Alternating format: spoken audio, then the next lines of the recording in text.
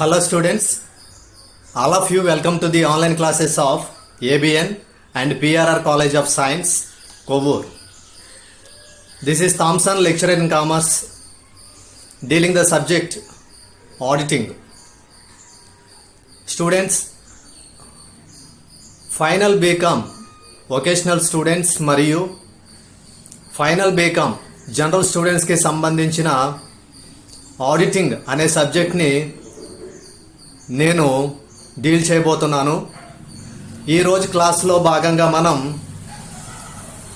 Auditing అనే సబ్జెక్ట్లోని first యూనిట్లోని ఫస్ట్ టాపిక్ ఇప్పుడు మనం డిస్కస్ చేస్తాం.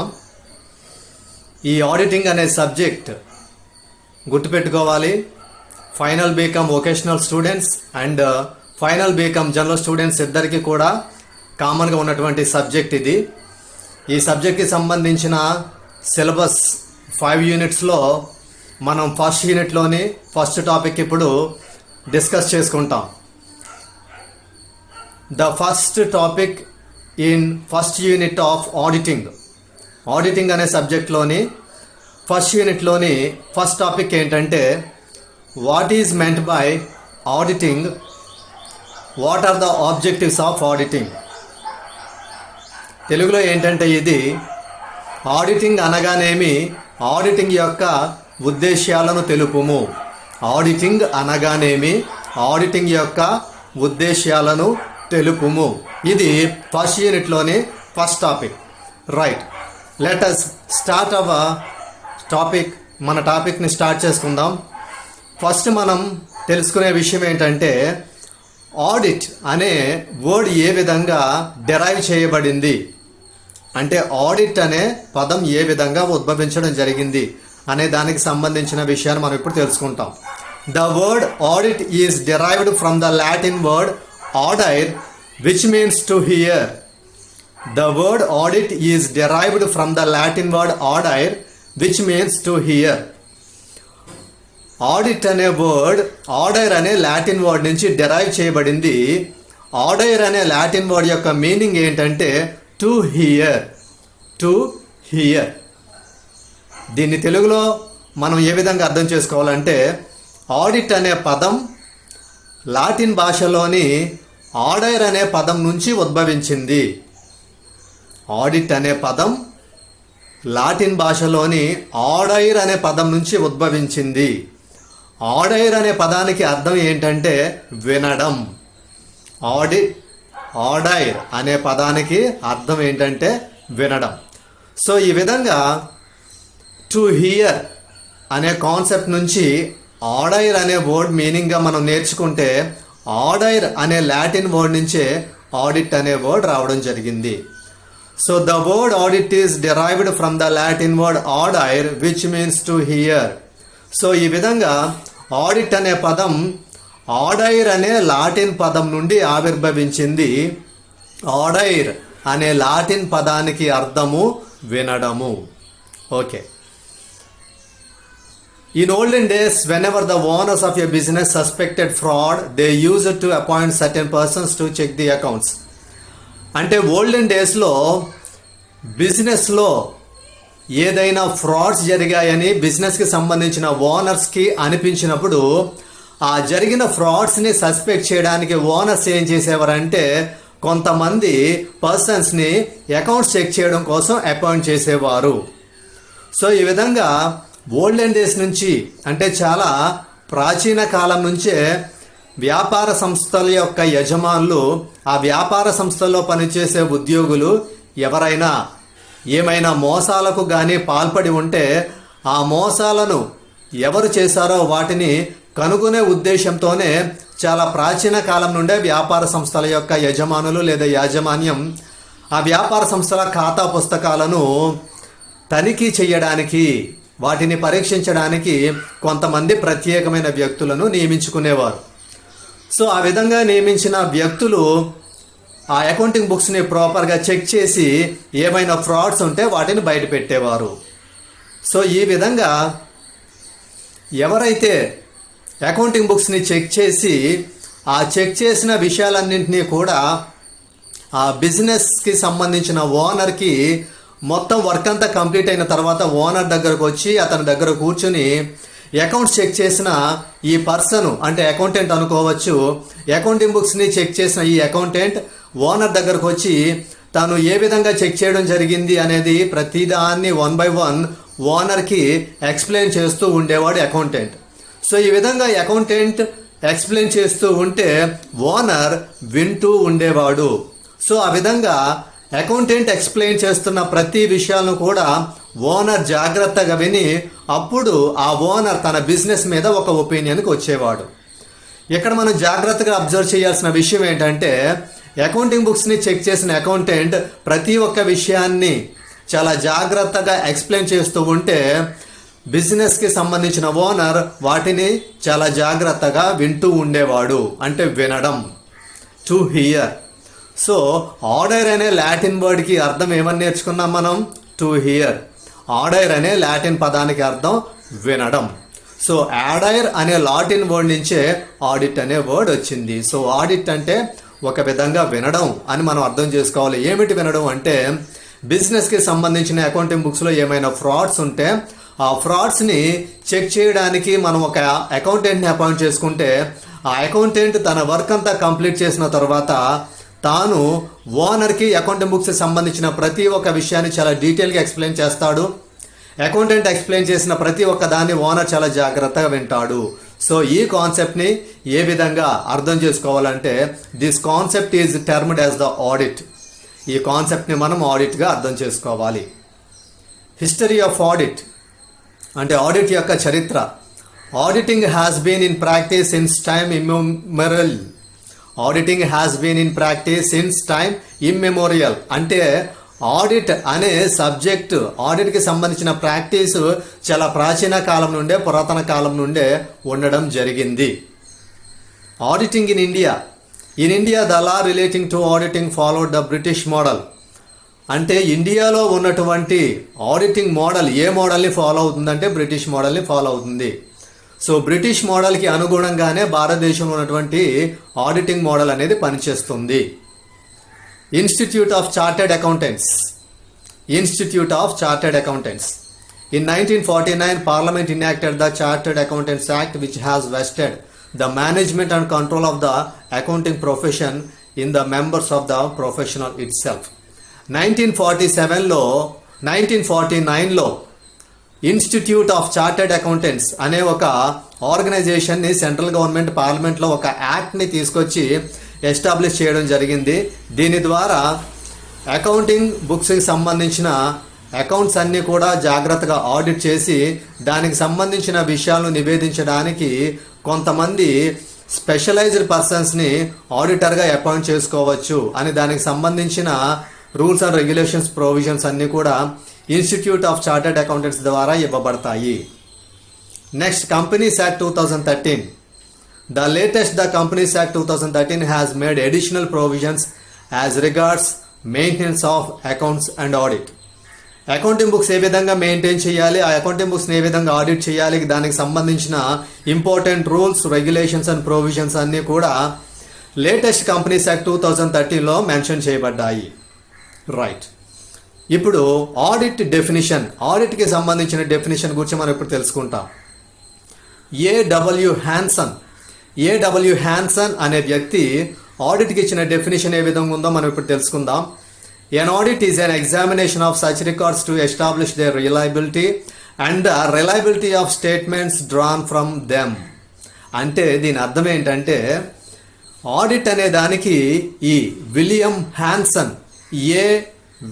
హ్యాన్సన్ అనే వ్యక్తి ఇచ్చిన డెఫినేషన్ ఏంటంటే ఒక బిజినెస్కి సంబంధించిన అకౌంటింగ్ బుక్స్ని, రికార్డ్స్ని చాలా జాగ్రత్తగా ఎగ్జామినేషన్ చేయడాన్ని, ఆ విధంగా ఎగ్జామినేషన్ చేసిన తర్వాత ఆ అకౌంటింగ్ బుక్స్లో ఏ విధమైన రిలయబిలిటీ ఉన్నది అనే దాన్ని తెలియచేసేదే ఆడిటింగ్. ఆడిటింగ్ అంటే అకౌంటింగ్ బుక్స్లో ఏ విధమైన అకౌంట్స్ అయితే రాయబడ్డాయో ఆ విధంగా అకౌంటింగ్ బుక్స్లో రాయబడ్డ విషయాల్ని, ఇంకా ఇతరత్ర రికార్డ్స్ని, దానితో పాటు అకౌంటింగ్ బుక్స్ ఎంత రిలయబుల్గా ఉన్నాయో వీటన్నిటినీ తెలియచేసేదే ఆడిట్. విలియం హ్యాన్సన్ అనే వ్యక్తి ఆడిట్కి ఇచ్చిన నిర్వచనం ఏ విధంగా ఉందంటే వ్యాపార సంస్థ యొక్క ఖాతా పుస్తకాలు రికార్డుల యొక్క యథార్థతను మరియు ఖచ్చితత్వాన్ని తెలియజేసేదే audit. Next, objectives of audit అంటే ఆడిట్ యొక్క ఉద్దేశ్యాలు. ఆబ్జెక్టివ్స్ ఆఫ్ ఆడిట్ అనేవి 2 టైప్స్లో ఉంటాయి. ఒకటి primary objectives, second one secondary objectives. అంటే ఆడిట్ యొక్క ఉద్దేశ్యాలు 2 రకాలు. మొదటిది ప్రాథమిక ఉద్దేశ్యాలు, రెండవది అనుబంధ ఉద్దేశ్యాలు.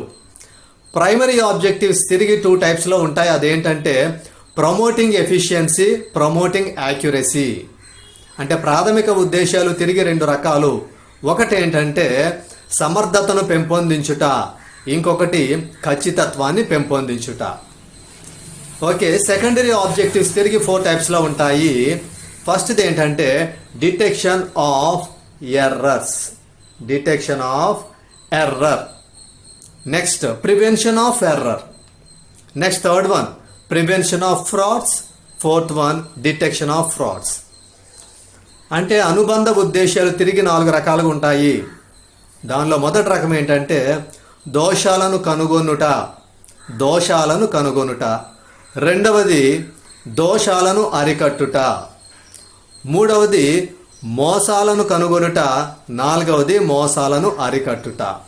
సో ఈ విధంగా సెకండరీ ఆబ్జెక్టివ్స్ అనేవి తిరిగి 4 టైప్స్లో ఉంటే ఫస్ట్ టైప్ ఏంటంటే detection of errors, second one prevention of errors, third one detection of frauds, fourth one prevention of frauds. Primary objectives of audit అంటే ఆడిట్ యొక్క ప్రైమరీ ఆబ్జెక్ట్ ఏంటంటే అకౌంటింగ్ బుక్స్ అనేవి true and fair వ్యూని చూపిస్తున్నాయా లేదా అనేది తెలుసుకోవడమే ఆడిట్ యొక్క primary object and main object. అంటే ఒక బిజినెస్ ఆర్గనైజేషన్కి సంబంధించిన ఫైనాన్షియల్ స్టేట్మెంట్స్, అంటే ఫైనాన్షియల్ స్టేట్మెంట్స్ అంటే trading P&L account and balance sheet, trading P&L account and balance sheet. So ఈ విధంగా ఒక బిజినెస్ ఆర్గనైజేషన్కి సంబంధించిన ఫైనాన్షియల్ స్టేట్మెంట్స్ అయినటువంటి trading account, P&L account and balance sheet ఇవి ట్రూ అండ్ ఫెయిర్ వ్యూని చూపిస్తున్నాయా లేదా అనే విషయాన్ని చాలా జాగ్రత్తగా చెక్ చేయడాన్ని, ఎగ్జామిన్ చేయడాన్నే ఆడిట్ యొక్క primary object or main object అని పిలుస్తారు. ఆడిట్ యొక్క ప్రధానమైన ఉద్దేశం ఏంటి? ఆడిట్ యొక్క ప్రధానమైన ఉద్దేశం ఏంటంటే ఒక వ్యాపార సంస్థకు సంబంధించిన ఆర్థిక నివేదికలు అనగా వర్తకపు ఖాతా, లాభ నష్టాల ఖాతా మరియు ఆస్తి అప్పుల పట్టి ఇవి వ్యాపార సంస్థ యొక్క యథాన్యాయ స్థితిని ప్రతిబింబిస్తున్నాయో లేదో చాలా జాగ్రత్తగా పరిశీలించడాన్నే ఆడిట్ యొక్క ప్రాథమిక ఉద్దేశం లేదా ముఖ్యమైన ఉద్దేశంగా మనం చెప్పుకోవచ్చు. మరి ఇప్పుడు ఆడిట్ యొక్క సెకండరీ ఆబ్జెక్టివ్స్ ఏంటంటే మనం ఇప్పుడే నేర్చుకున్నాం, ఇప్పుడే తెలుసుకోవడం జరిగింది. ఎర్రర్స్ని డిటెక్ట్ చేయడం, ప్రివెంట్ చేయడం, ఫ్రాడ్స్ని డిటెక్ట్ చేయడం, ప్రివెంట్ చేయడం. అంటే ఆడిట్ యొక్క అనుబంధ ఉద్దేశాలు ఏంటంటే దోషాలను కనుగొనాలి, వాటిని నివారించాలి, మోసాలను కనుగొనాలి, వాటిని నివారించాలి. సో ఇప్పుడు మనం నేర్చుకునేది ఏంటంటే ఆడిట్ యొక్క సెకండరీ ఆబ్జెక్ట్ ఏంటి? ఆడిట్ యొక్క సెకండరీ ఆబ్జెక్ట్ ఏంటంటే ఎర్రర్స్ని డిటెక్ట్ చేయడం, వాటిని ప్రివెంట్ చేయడం. అంటే దోషాలను కనుగొనడం, వాటిని నివారించడం. ఇక్కడ మనం తెలుసుకునే విషయం ఏంటంటే అసలు యాక్చువల్గా టైప్స్ ఆఫ్ ఎర్రర్స్ అంటే దోషాలు అనేవి ఎన్ని రకాలుగా ఉంటాయి. దోషాలు అనేవి ఎన్ని రకాలుగా ఉంటాయంటే ఇక్కడ మనం 5 టైప్స్ ఆఫ్ ఎర్రర్స్ని మెన్షన్ చేసుకోవడం జరిగింది. అంటే అకౌంటింగ్ బుక్స్లో జరిగే ఎర్రర్స్ అనేవి జనరల్గా 5 టైప్స్లో మనం క్లాసిఫై చేసుకోవడం జరుగుతుంది. దానిలో ఫస్ట్ టైప్ ఏంటంటే error of omission, second one error of commission, third one compensating errors, fourth one errors of duplication, fifth one errors of principle. So దోషాలు అనేవి ప్రధానంగా మనం 5 రకాలుగా వర్గీకరించుకోవచ్చు.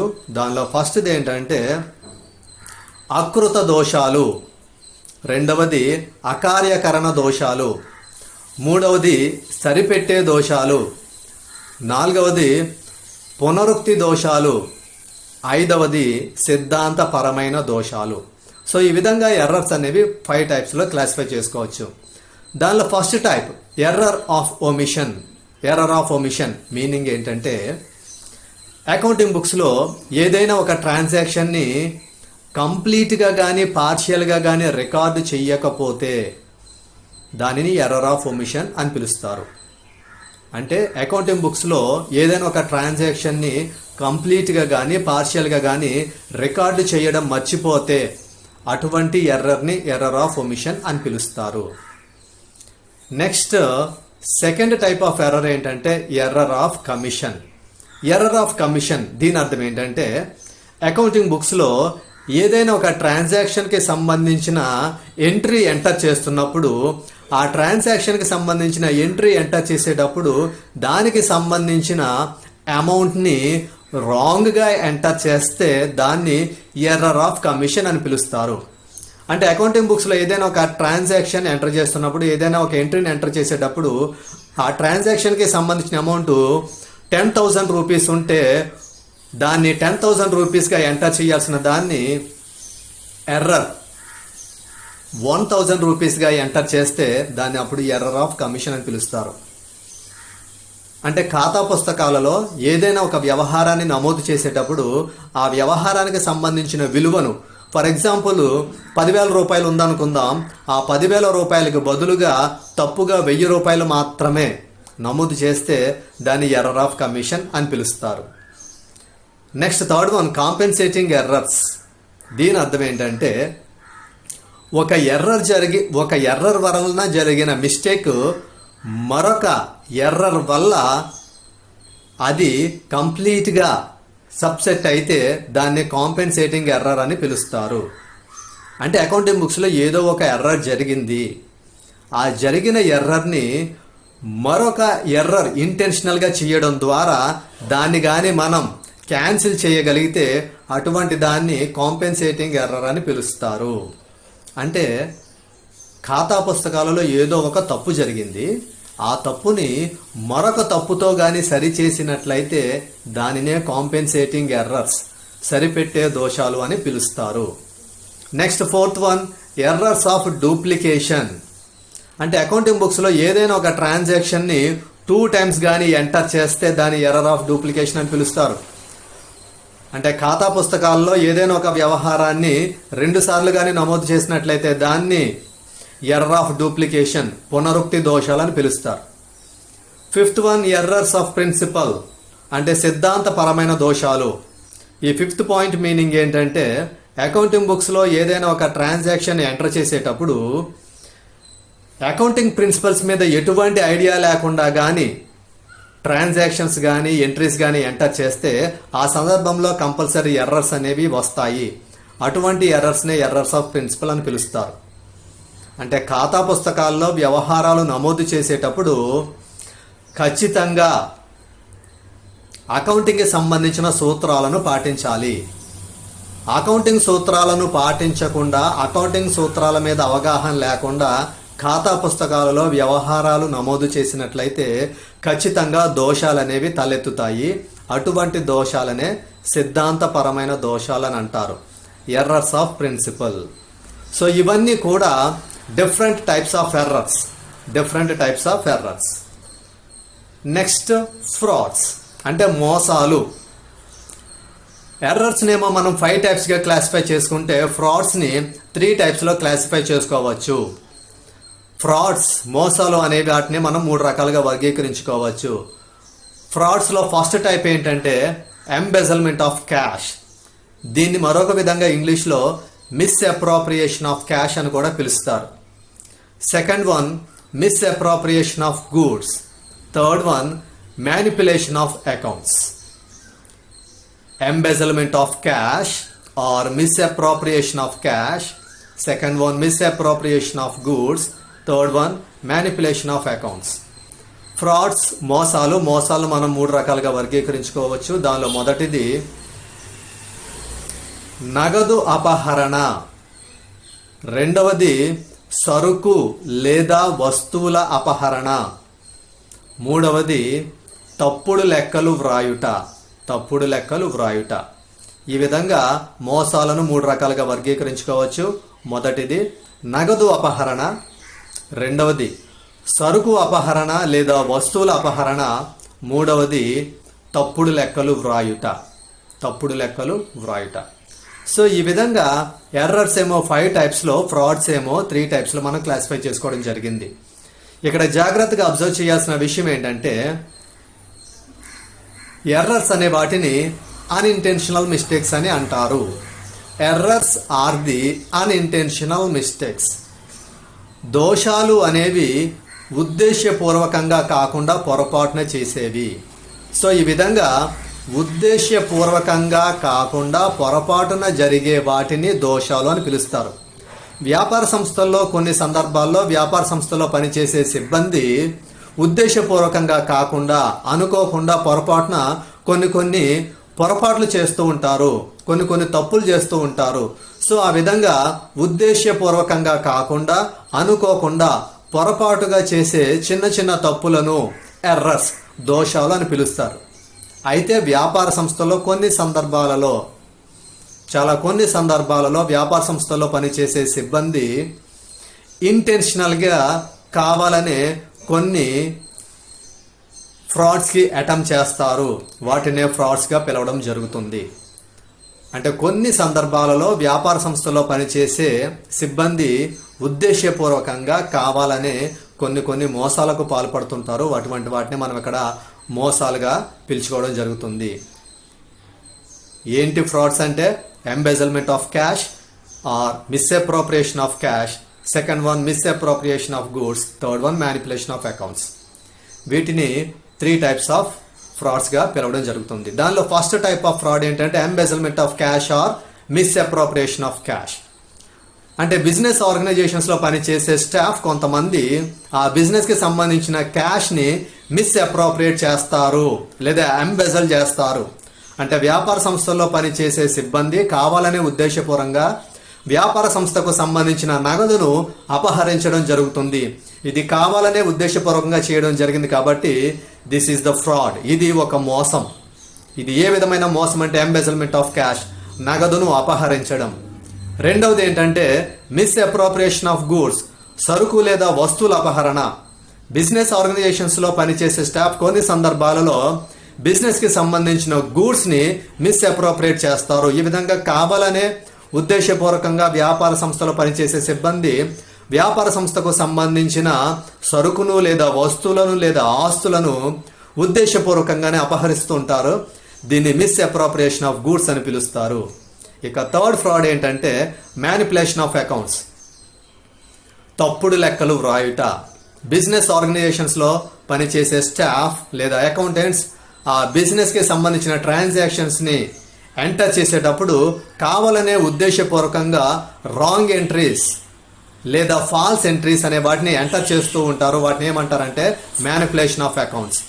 వ్యాపార సంస్థల్లో పనిచేసే సిబ్బంది లేదా వ్యాపార సంస్థలో నియమించబడ్డ అకౌంటెంట్లు వ్యాపార సంస్థకు సంబంధించిన వివిధ రకాలైన లావాదేవీలను ఖాతా పుస్తకాలను నమోదు చేసేటప్పుడు కావాలనే ఉద్దేశపూర్వకంగా తప్పుడు వ్యవహారాలు నమోదు చేస్తుంటారు. కావాలనే ఉద్దేశపూర్వకంగా తప్పుడు అంకెలను నమోదు చేస్తుంటారు. ఇటువంటి మోసాన్ని తప్పుడు లెక్కలు వ్రాయట, మ్యానిపులేషన్ ఆఫ్ అకౌంట్స్ అని పిలవడం జరుగుతుంది. So this is the topic of what is meant by auditing and what are the objectives of auditing. ఇది ఆడిటింగ్ అనగానేమి, ఆడిటింగ్ యొక్క ఉద్దేశాలు తెలుపుము. ఈ క్లాస్లో మనం నేర్చుకున్న విషయాలు ఏంటంటే ఆడిట్ అనే వర్డ్ ఆర్డర్ అనే లాటిన్ వర్డ్ నుంచి డెరైవ్ చేయబడింది. ఆర్డర్ అనే లాటిన్ వర్డ్కి మీనింగ్ ఏంటంటే టు హియర్. ఆడిట్ అనే పదం లాటిన్ భాషలోని ఆర్డర్ అనే పదం నుండి ఉద్భవించింది. ఆర్డర్ అనే లాటిన్ పదానికి అర్థము వినడము. అసలు ఆడిట్ అంటే ఏంటంటే ఒక బిజినెస్ ఆర్గనైజేషన్కి సంబంధించిన అకౌంటింగ్ బుక్స్లో ఎంటర్ చేసిన ఎంట్రీస్ లేదా ట్రాన్సాక్షన్స్ కరెక్ట్గా ఉన్నాయో లేదో చెక్ చేయడాన్ని, ఎగ్జామినేషన్ చేయడాన్ని ఆడిట్ అని పిలవడం జరుగుతుంది. అంటే వ్యాపార సంస్థకు సంబంధించిన వివిధ వ్యవహారాలు నమోదు చేయబడ్డప్పుడు ఆ వ్యవహారాలు సరిగాను యథార్థంగాను ఉన్నాయో లేదో పరీక్షించడాన్నే ఆడిట్ అని పిలవడం జరుగుతుంది. How many types of objects of audit. Audit యొక్క ఉద్దేశాలు ఎన్ని రకాలు అంటే objects of audit are 2 types. Auditing యొక్క ఉద్దేశాలు రెండు రకాలు. Primary objectives, secondary objectives. అంటే ప్రాథమిక ఉద్దేశాలు, అనుబంధ ఉద్దేశాలు.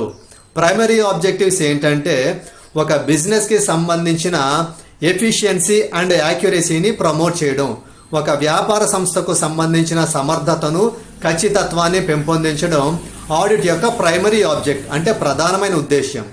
మరి ఆడిట్ యొక్క సెకండరీ ఆబ్జెక్టివ్స్ ఏంటంటే ఆడిట్ యొక్క secondary objectives detection and prevention of errors, detection and prevention of frauds. అంటే ఆడిట్ యొక్క అనుబంధ ఉద్దేశాలు ఏంటి? దోషాలను కనుగొనుట, వాటిని అరికట్టుట. రెండవది మోసాలను కనుగొనుట, వాటిని అరికట్టుట. సో ఈ విధంగా ఎర్రర్స్ని డిటెక్ట్ చేయాలి, వాటిని ప్రివెంట్ చేయాలి. ఫ్రాడ్స్ని డిటెక్ట్ చేయాలి, వాటిని ప్రివెంట్ చేయాలి. ఈ విధంగా బిజినెస్లో ఎర్రర్స్ ఉంటాయి, ఫ్రాడ్స్ ఉంటాయి. ఈ ఎర్రర్స్ని, ఫ్రాడ్స్ని రెండింటినీ కూడా డిటెక్ట్ చేసి ప్రివెంట్ చేసే ఉద్దేశంతోనే ఆడిట్ అనేది పనిచేయడం జరుగుతుంది. ఇది ఆడిట్ యొక్క సెకండరీ ఆబ్జెక్ట్గా మనం నేర్చుకున్నాం. ఓకే, మరి అయితే ఇప్పుడు ఎర్రర్స్, ఫ్రాడ్స్ ఎన్ని టైప్స్గా క్లాసిఫై చేసుకోవడం జరిగింది అంటే ఎర్రర్స్నేమో 5 టైప్స్లో క్లాసిఫై చేసుకున్నాం, ఫ్రాడ్స్నేమో 3 టైప్స్లో క్లాసిఫై చేసుకున్నాం. సో ఈ విధంగా ఎర్రర్స్ని, ఫ్రాడ్స్ని డిటెక్ట్ చేసి ప్రివెంట్ చేయడమే ఆడిట్ యొక్క మెయిన్ అండ్ సెకండరీ ఆబ్జెక్ట్గా మనం అర్థం చేసుకోవాలి. సో ఈ విధంగా బిజినెస్ ఆర్గనైజేషన్లో ఏ విధమైన ఎర్రర్స్ కానీ, ఫ్రాడ్స్ కానీ లేకపోతే ఆ బిజినెస్ ఆర్గనైజేషన్ అనేది చాలా సక్సెస్ఫుల్గా రన్ అవుతుంది. అంత మాత్రమే కాదు, బిజినెస్లో ఏ విధమైన ఎర్రర్స్ కానీ, ఫ్రాడ్స్ కానీ లేకపోతే ఆ బిజినెస్కి మంచి ప్రాఫిట్స్ రావడంతో పాటు ఆ బిజినెస్ చాలా లాంగ్ రన్ మార్కెట్లో బిజినెస్ని తన కంటిన్యూ చేయడానికి వీలుంటుంది. So this is the explanation of first topic in first unit of auditing. All of you, thank you.